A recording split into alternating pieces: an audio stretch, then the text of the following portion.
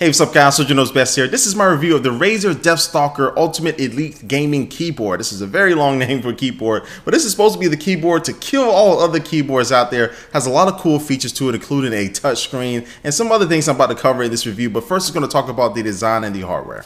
Now, when this keyboard isn't plugged in, it's basically an all-black design with a very slim profile. Now, on the front there, on the bottom, you'll find this rubber wrist rest, it feels like. Now, I'm not a total huge fan of this because it does attract dirt very easily, and lint and things like that that are floating around get stuck to this thing, and it's not very easy to clean at all. Now, one thing I do like is the braided fiber cable that's used to connect this thing to your computer, and as you can see, it will be taking up 2 USB ports on your computer. Now, the good thing is that it's not going to require you to plug this thing into an outlet in your wall, but you do need to make sure you have enough room as far as your USB ports.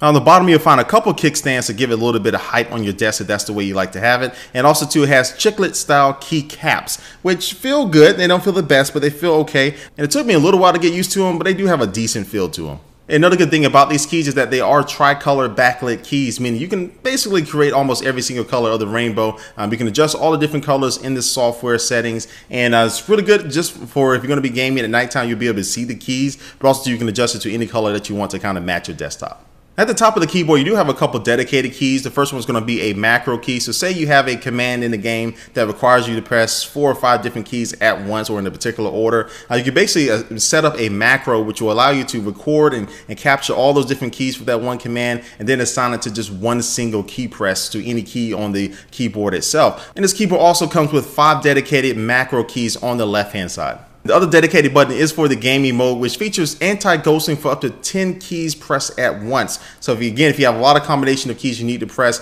as this keyboard in that gaming mode is going to be a lot more accurate to make sure it recognizes all those key presses. Plus, you can adjust in the settings for when you press this button, it can disable certain keys on the keyboard. So you know when you're probably playing a multiplayer match in Call of Duty, you don't want to accidentally press the Windows button and really just mess up your game. You can have, when you press a gaming mode, it'll disable that key and any other key that you want. But then the big feature of this keyboard that makes it stand out against all other gaming keyboards is that on the right hand side you have a big 4-inch touchscreen that is running the Razer Synapse 2.0 software. And this is going to allow you to use this touchscreen as a trackpad if you wanted to, but plus you can also run a good amount of different widgets. And also the software that comes with this keyboard allows you to change the background of the trackpad itself, so you can add any custom image that you want to it to kind of personalize it to your liking, which is a nice added feature.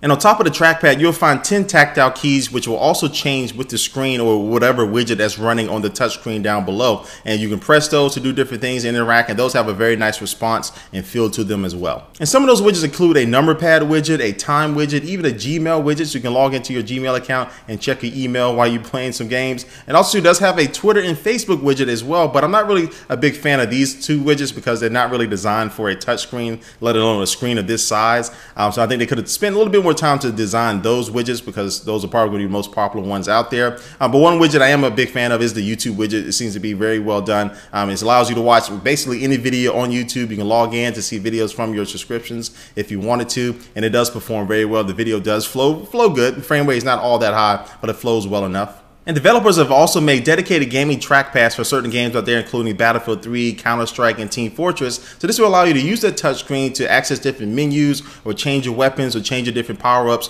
right there using that 4-inch screen instead of having to access that menu in the game itself, which this can be useful and handy in certain situations. And so in my culmination, in my final conclusion on this keyboard, I would say this is one of the best gaming keyboards out in the market. Having that 4-inch trackpad is very handy, not just when you're gaming, but also too when you're just doing normal things on a normal basis, like checking your email or writing a paper or something like that. It's pretty cool to be able to have this little screen there on the side, to be able to have a widget up and running your Twitter or running your Facebook account or running your YouTube, to be able to use that, plus to be able to change it over to a number pad is very useful as well. And overall the screen does have good quality, but a couple things that could be improved with this keyboard is just the keys. It can feel a little bit better, plus I'm not really a big fan of this rubber wrist rest there at the bottom. It just really gets dirty and has a kind of a weird feel to it that you may get used to, you may not, but overall I really do like this keyboard, and that trackpad is a really big seller for me. Now this keyboard does cost $249, so it definitely is in the upper echelon as far as price point with gaming keyboards out there. And again, the big selling point is that trackpad. You don't feel like you're going to be using that trackpad that much,